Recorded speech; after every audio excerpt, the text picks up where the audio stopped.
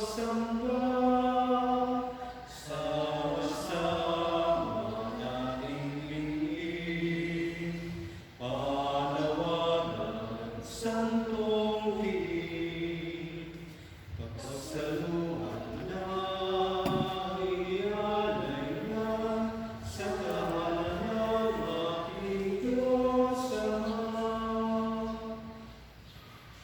Sa ngalan ng Ama, at ng Anak at ng Espiritu Santo. Amen. Ang pagpapala at kapayapaan mula sa Diyos Ama natin at sa Panginoong Hesukristo naway sumainyong lahat. At sumingin. Mga kapatid, aminin natin ang ating mga kasalanan upang tayo maging marapat gumanap sa banal na pagdiriwang.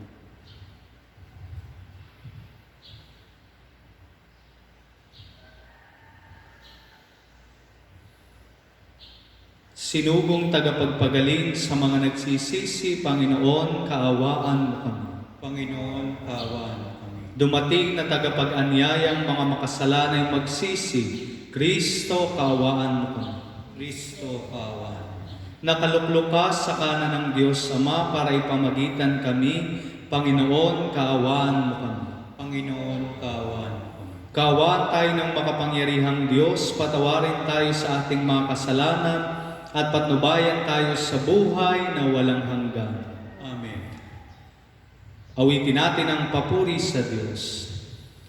Papuri sa Diyos, papuri sa Diyos, sa kahit taasan, papuri sa Diyos, at tuwa'y kapayapaan sa mga taong pinalulutan niya, pinupuri ka namin, inarangal ka namin,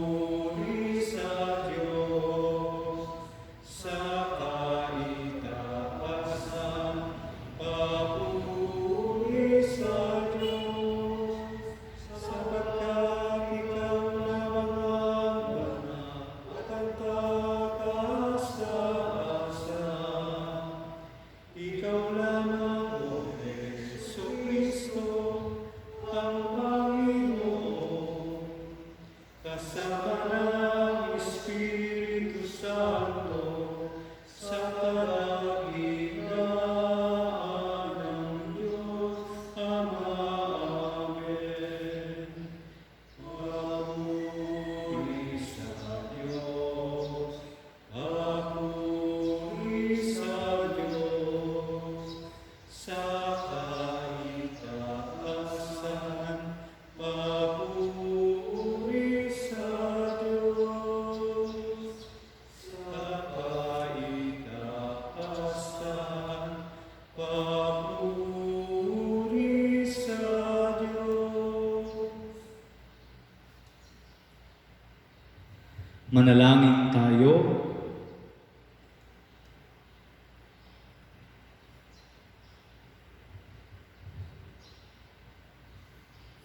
Ama naming makapangyarihan, ang ipinagkatiwala mo kay San Jose na misteryo ng kaligtasan ng sangkatauhan.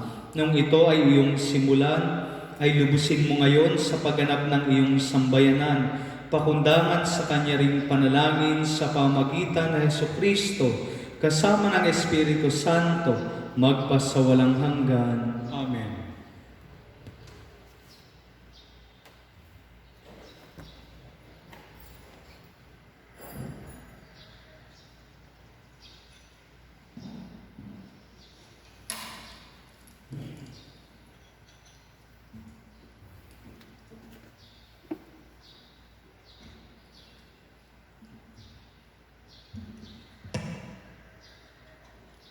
Pagbasa mula sa ikalawang aklat ni Samuel.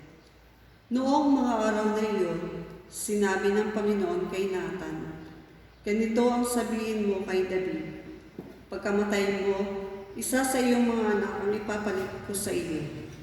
Patatatagin ko ang kanyang kaharian. Siya magtatayo ng templo para sa akin at sa kanyang angkan, magmumula ang maghahari sa aking bayan magpakailanman. Kikilandin ko siyang anak at ako na may magiging ama niya. Magiging matatag ang iyong sambahayan, ang iyong kahari ay hindi mawawaglit sa aking paningin at mananatili ang iyong trono." Ang salita ng Diyos. Salamat sa Diyos. Salmong tugunan ang itutugon po. Lahi niya'y walang wakas, kailan may hindi lilipas. Lahi niya'y walang wakas, kailan may didilipas. Pag-ibig mo poon na di magmamali, ang sa tuwi-tuwi na'y aking aawitin. Ang katapatan mo'y laging sasambitin, iyong pag-ibig mo'y walang katapusan, sintatag ng langit ang iyong katapatan. Lahi niya'y walang wakas, kailan may hindi lilipas. Sabi mo, O poon, ikaw ay may tipan, na iyong ginawa kay David mong hirang, at sa iyo ang iyong pangakong iniwan. Isa sa lahi mo'y laging maghahari, ang kaharian mo ay mamamalagi. Lahi niya'y walang wakas, kailan may hindi lilipas. Ako'y tatawaging Ama niya't Diyos, tagapagsanggalang niya't manunubos. Ang aking pangako sa kanya'y iiral at mananatili sa kanya ang tipan. Lahi niya'y walang wakas, kailan may hindi lilipas. Pagbasa mula sa sulat ni Apostol San Pablo sa mga taga-Roma.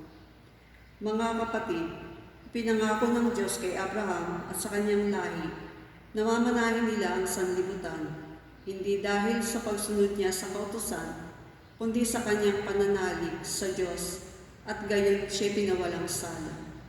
Kaya nga, ang pangako ay nababatay sa pananalig upang ito'y maging isang kaloob sa lahi ni Abraham, hindi lamang sa mga sumusunod sa kautusan, kundi sa lahat ng nananalig sa Diyos. Tulad niya, yamang siya ay ama ng ding lahat. Ganito ang nasusulat, "Ginawa kitang ama ng maraming bansa."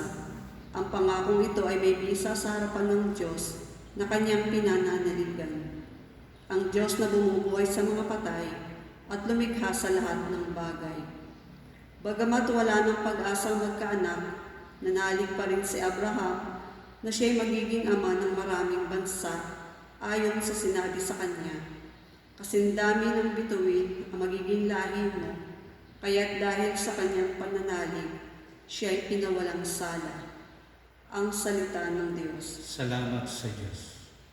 Buksan mo, Panginoon, ang aming mga puso at mga labi namin ay linisin mo.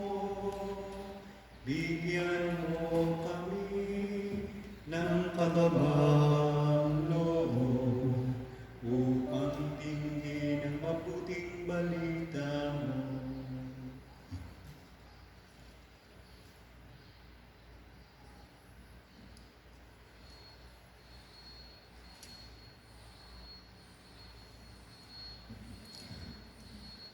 Sumainyo ang Panginoon. At sumayin. Ang mabuting balita ng Panginoon ayon kay San Mateo. Papuri sa iyo, Panginoon. Si Jacob ang ama ni Jose na asawa ni Maria, si Maria naman ang ina ni Jesus na tinatawag na Kristo. Ganito ang pagkapanganak kay Jesucristo. Si Maria na kanyang ina at si Jose ay nakatakda ng pakasal. Ngunit bago sila nakasal, si Maria ay natagpo ang nagdadalang tao. Ito'y sa pamagitan ng Espiritu Santo. Isang taong matuwid itong si Jose na kanya magiging asawa. Ngunit ayaw niyang mapahiya si Maria, kaya ipinasya niyang hiwalayan ito ng lihim. Samantalang iniisip ito ni Jose, nagpakita sa kanya sa panaginip ang isang anghel ng Panginoon. Sabi nito sa kanya, Jose, anak ni David, huwag kang matakot na tuluyang pakasalan si Maria, sapagkat siya'y naglihi sa pamagitan ng Espiritu Santo. Manganganak siya ng isang lalaki at ito'y pangangalanan mong Jesus, sapagkat siya ang magliligtas sa kanyang bayan sa kanilang mga kasalanan. Nang magising si Jose, sinunod niya ang utos ng anghel ng Panginoon. Ang mabuting balita ng Panginoon. Pinupuri ka namin, Panginoong Kristo. Magandang umaga po sa ating lahat. Ngayon ay Huwebes sa 3 linggo ng Kwaresma.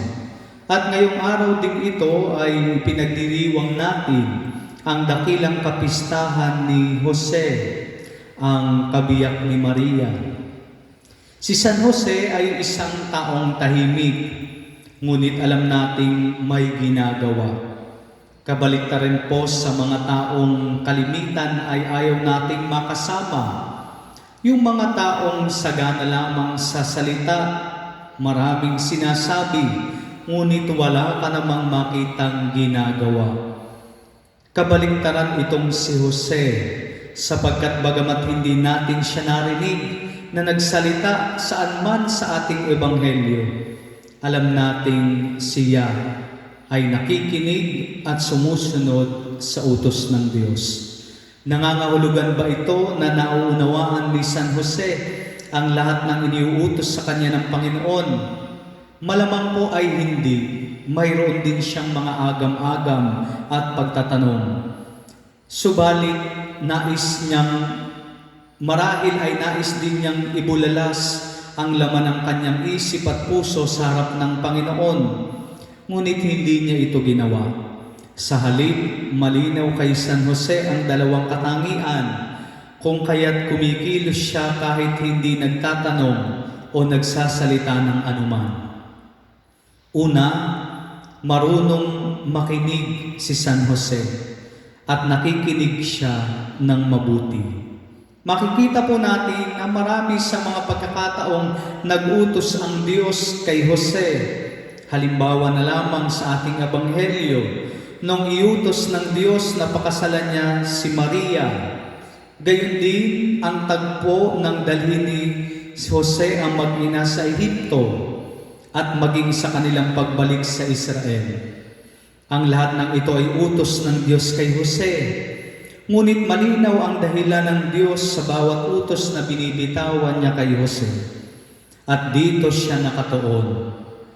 Nagawang sumunod ni San Jose nang walang anumang sinasabi dahil nakikinig siyang mabuti sa Panginoon. Pakasalan mo si Maria. Bakit? Dahil lalang ng Espiritu Santo ang sanggol na kanyang dinadala. Dalhin mo sa Ehipto ang mag-ina ngayon din. Bakit? Dahil papatayin siya ni Herodes. Ibalik mo na ang mag-ina sa Israel. Bakit? Dahil patay na ang nagtatangka sa kanyang buhay. Malinaw kay San Jose ang pagsunod sa utos ng Diyos sapagkat nakikinig siyang mabuti. At dahil alam niyang ang Diyos kailan may hindi sumisira sa kanyang binitawang salita. Ito rin ang ipinapakita sa ating unang pagbasa, mga kapatid. Nagsabi ang Panginoon kay David sa pamagitan ni Propeta Nathan ng kanyang pangako sa lahi ni David at sa kanyang paghahari. At nakinig ng husto si David dahil alam niyang tapat ang Diyos sa lahat ng kanyang pangako.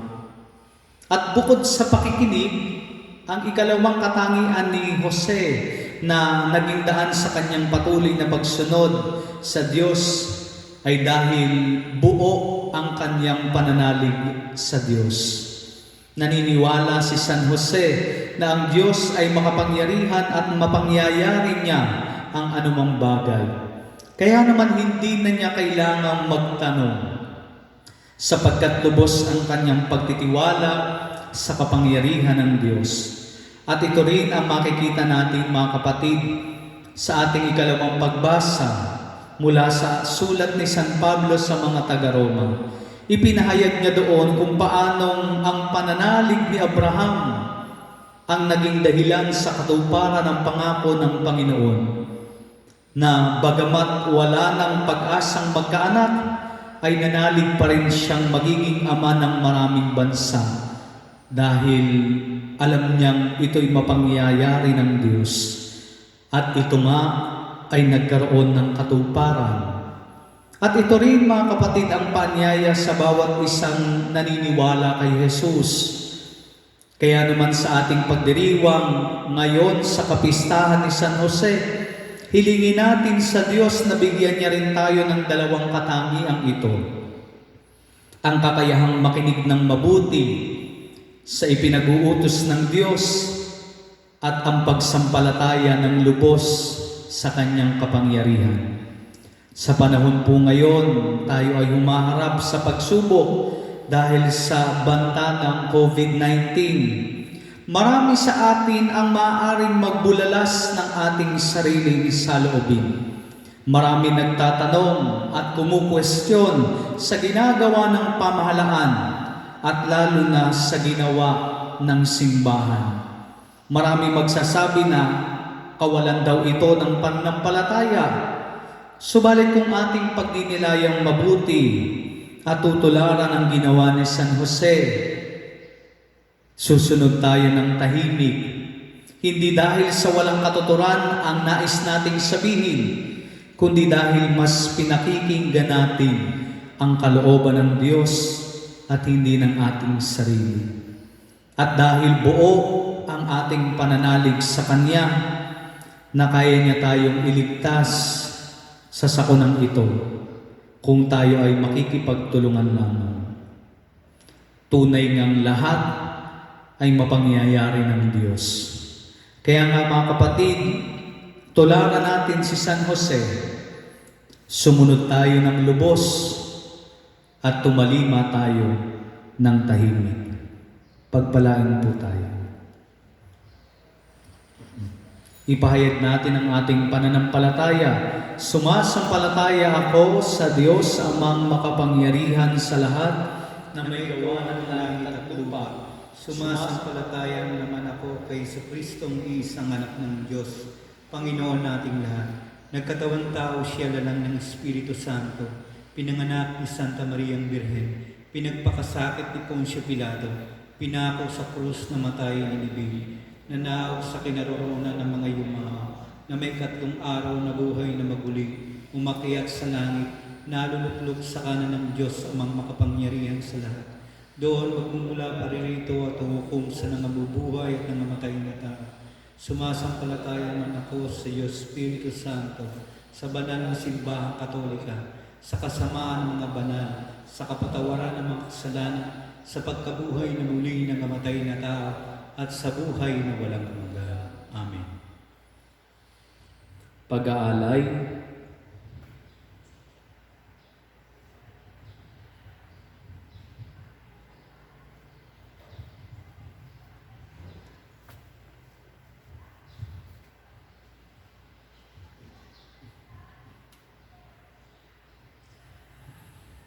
Kapuri-puri ka Diyos amang lumikha sa sanlibutan, sa iyong kagandahang loob, narito ang aming mayaalay. Mula sa lupa at bunga ng aming paggawa, ang tinapay na ito para maging pagkaing nagbibigay buhay. Kapuri-puri ang buong may kapal ngayon at kailanman.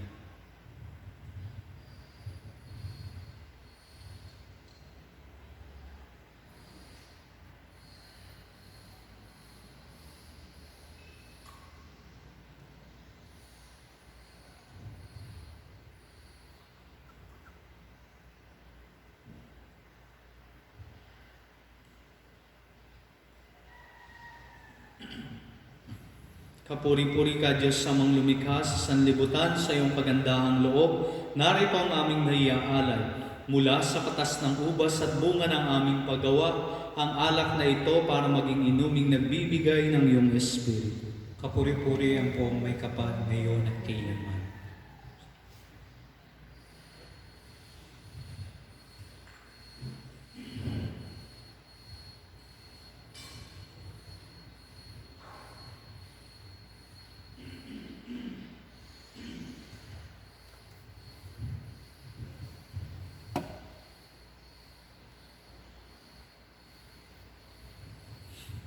Manalangin kayo mga kapatid upang ang paghahain natin ay kalugdan ng Diyos amang makapangyarihan. Tanggapin nawa ng Panginoon itong paghahain sa iyong mga kamay, sa kapurihan niya at karangalan sa ating kapakinabangan at sa buong sambayanan niyang banal. Ama naming lumikha, ang maasahang paglilingkod ni San Jose sa iyong anak na isinilang ng mahal na Birheng Maria ay siya rin nawang maganap sa aming paghahain. Naloobin mong magawa namin ng may malinis na puso sa pamagitan ni Jesucristo kasama ng Espiritu Santo magpasawalang hanggan. Amen. Sumainyo ang Panginoon. At sumayin. Itaas sa Diyos ang inyong puso at diwa. Tinaas na namin sa Panginoon. Pasalamatan natin ang Panginoong ating Diyos. Marapat na siya'y pasalamatan. Ama naming makapangyarihan, tunay nga marapat na ikaw ay aming pasalamatan. Ngayong aming ipinagdiriwang ang kapistahan ni San Jose, ang kabiyak ng puso ni Maria. Niloob mong magpakasal kay Mariang Birheng Mahal, si San Jose maaasahan sa pananagutan upang may amang lumingap sa angkang kinabibilangan ng iyong anak. Sa kapangyarihan ng Espiritong Banal, isinilang ni Maria ang anak mong minamahal. At para sa kanila, si San Jose naghanap buhay. Kaya kaisa ng mga anghel na nagsisiawit ng papuri sa iyo nang walang humpay sa kalangitan, kami nagbubunyi sa iyong kadakilaan. Santo, Santo, Santo, Panginoong Diyos na makapangyarihan, napupuno ang langit at lupa, na kalwalhatian mo. Hosana, Hosana, sa kaitaasan. Hosana, Hosana, sa kaitaasan. Pinagpala ang naparirito sa ngalan ng Panginoon. Hosana, Hosana, sa kaitaasan. Hosana, Hosana, sa kaitaasan. Ama naming banal, ikaw ang bukal ng tanang kabanalan. Kaya't sa pamagitan ng iyong Espiritu, gawin mong banal ang mga kaloob na ito upang para sa aming maging katawan at dugo ng aming Panginoong Hesukristo. Bago niya pinagtiis ang kusang loob na maging handog, hinawakan niya ang tinapay. Pinasalamatan kaniya, pinaghati-hati niya iyon, iniabot sa kanyang mga alagad at sinabi, "Tanggapin ninyong lahat ito at kanin. Ito ang aking katawan ay handog para sa inyo."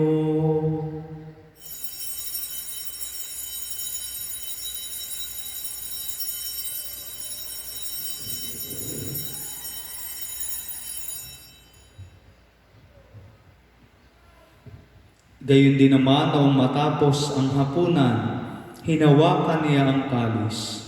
Muli kanyang pinasalamatan. Iniabot niya ang kalis sa kanyang mga alagad at sinabi, "Tanggapin ninyong lahat ito at inumin.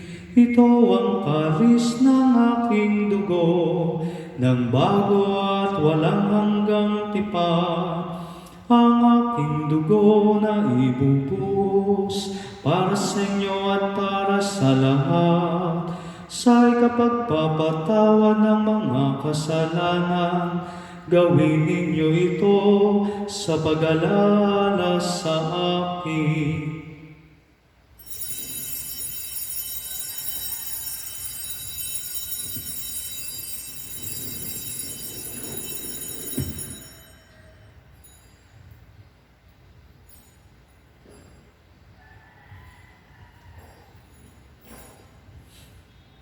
Ipagbunyi natin ang misteryo ng pananampalataya.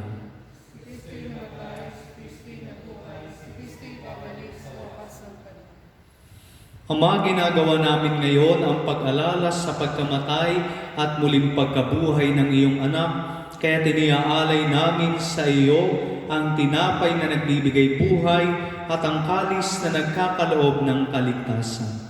Kami nagpapasalamat dahil kami iyong minarapat na tumayo sa harap mo para maglingkod sa iyo. Isinasamo namin kami magsasalo-salo sa katawan at dugo ni Kristo ay mabuklod sa pagkakaisa sa pamagitan ng Espiritu Santo.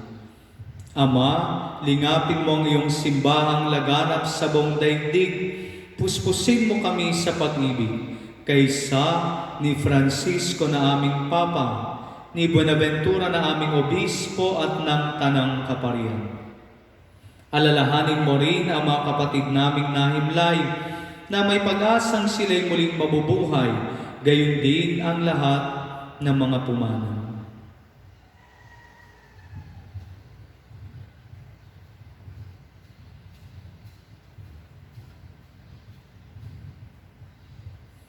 Kaawaan mo sila at patuloyin sa iyong kaliwanagan. Kaawaan mo at pagindapatin kaming lahat na makasalo sa iyong buhay na walang wakas, kaysa ng mahal na Birheng Maria, ang Ina ng Diyos, kaysa ni San Jose ang kanyang kalinis-linis ang esposo, kaysa ng mga apostol, ni San Santiago na ating patron at ng lahat ng mga banal na namuhay dito sa daigdig ng kalugod-lugod sa iyo. May pagdiwang nawa namin ang pagpupuri sa ikararangal mo sa pamagitan ng iyong anak na aming Panginoong Hesukristo.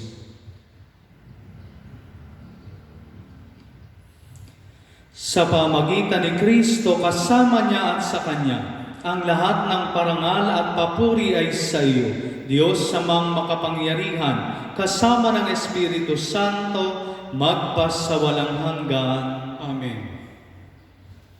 Sa tagubilin ng mga nakagagaling na utos at turo ni Jesus na Panginoon natin at Diyos, ipahayag natin ng lakas loob. Ama namin, sumasalangit ka, sambahin ang ngalan mo. Mapasa amin ang kaharian mo, sundin ang loob mo dito sa lupa para nang sa langit. Bigyan mo kami ngayon ng aming kakanin sa araw-araw at patawarin mo kami sa aming mga kasala, para ng pagpapatawad namin sa nagkakasala sa amin, at huwag mo kaming ipahintulot sa tukso at iadya mo kami sa lahat ng masama. Hinihiling namin kami iadya sa lahat ng masama pagkalooban ng kapayapaan araw-araw, iligtas sa kasalanan at ilayo sa lahat ng kapahamakan.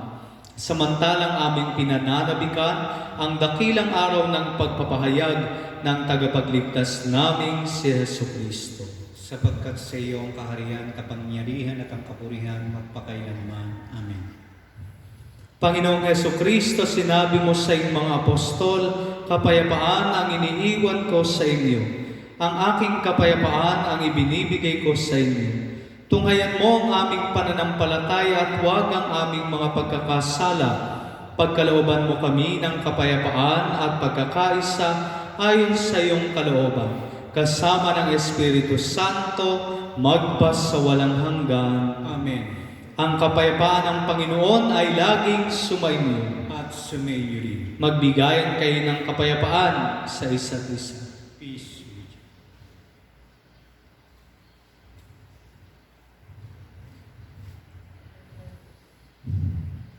Kordero ng Diyos na nag-aalis ng mga kasalanan ng salibutan, maawa ka sa amin.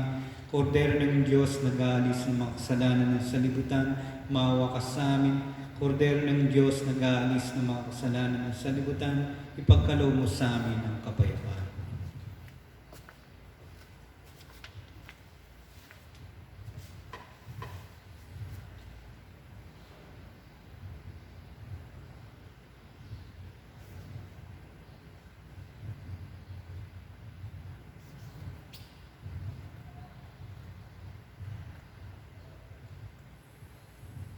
Ito ang kordero ng Diyos, ito ang nag-aalis ng mga kasalanan ng sanlibutan. Mapalad ang mga inaanyayahan sa kanyang bigin. Panginoon, di ako dapat magpatuloy sa iyo, ngunit sa isang salita mo lamang ay gagaling na.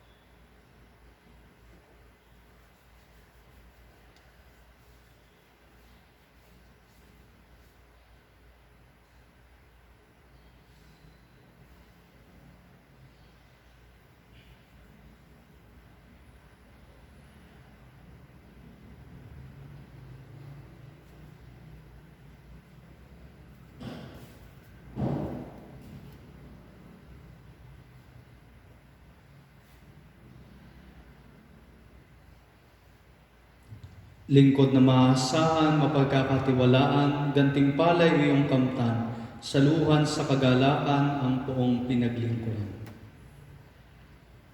Manalangin tayo.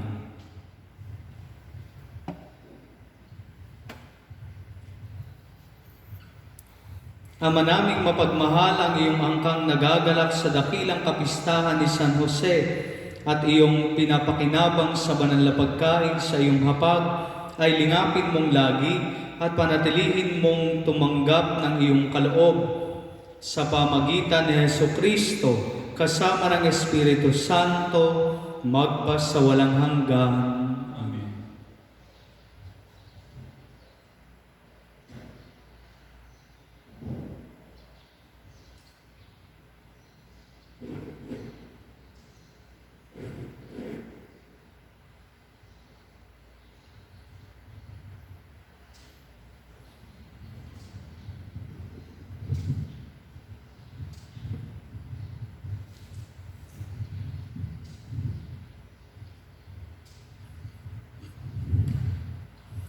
Panalangin kay San Santiago Apostol. San Santiago Apostol na aming patron, ikaw ay isa sa unang tinawag ng Panginoon at tumugon ka ng sukdulan. Mapalad ka rin sa pagiging una sa mga alagad na magbuwis ng buhay para sa kaharian ng pag-ibig. Marubdob kang tagapagtanggol ng simbahan upang panindigan ang banal na krus at dalhin ang mga mananampalatayang nawawala ng pag-asa tungo sa tagumpay. Lakas ka ng mga Kristiyano at tiyak na takbuhan ng mga tumatawag sa iyo ng may tiwala. Lingapin mo kami ngayon laban sa mga panganib, lalong-lalo na sa banta ng COVID-19, sa aming paligid at laban sa anumang pag-iimbot. Manalangin tayo. Diyos na makapangyarihan at mawain, humirang ang iyong anak na si Jesucristo ng 12 alagad upang ipalaganap ang mabuting balita sa San Sinuko. Pumili ang Mesiyas ng 3 bukod tangi sa kanyang mga alagad kung saan kabilang si San Santiago Apostol. Nawa sa kanyang pamamagitan, mapagindapat mong aming kamtin ang kalusugan ng katawan at kabanalan tungo sa kalwalhatian ng langit. Ikaw na nabubuhay at naghahari, magpas sa walang hanggan. Amen. O Maria, ikaw na walang bahid ng kasalanan. Panalangin mo kami nakikiusap sa iyo. O Maria, ikaw na walang bahid ng kasalanan. Panalangin mo kami nakikiusap sa iyo. O Maria, ikaw na walang bahid ng kasalanan. Panalangin kami nakikiusap sa iyo.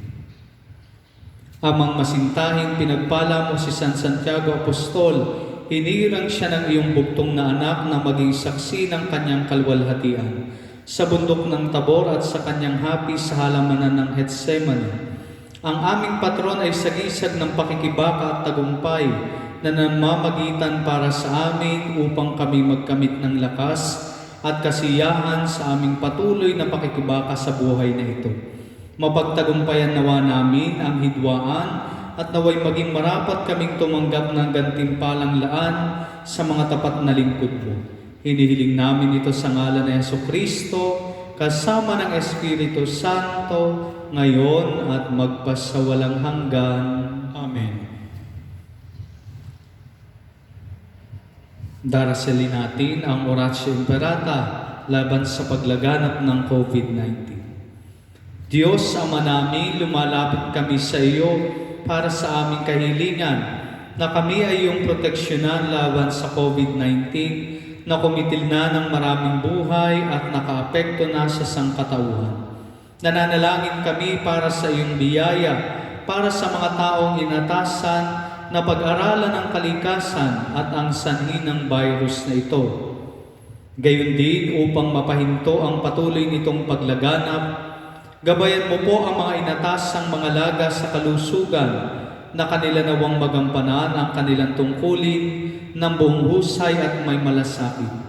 Gabayan mo po ang mga kawani ng pamahalaan at ang mga nasa pribadong institusyon sa kanilang paghahanap ng lunas upang masugpo ang epidemyang ito.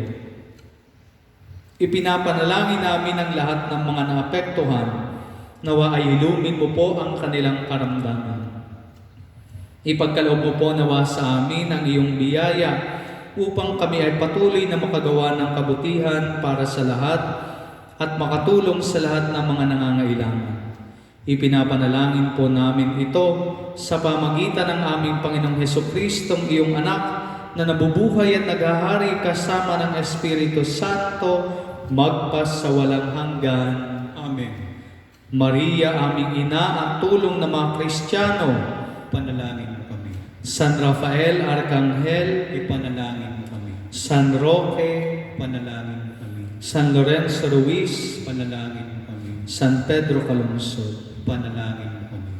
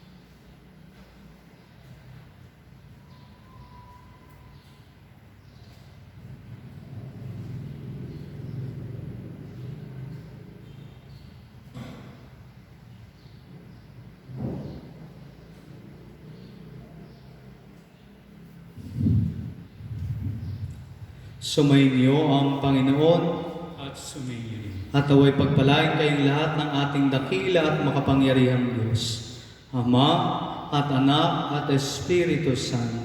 Amen. Ang misa ay naialay na, umayo kayo sa kapayapaan ni Kristo.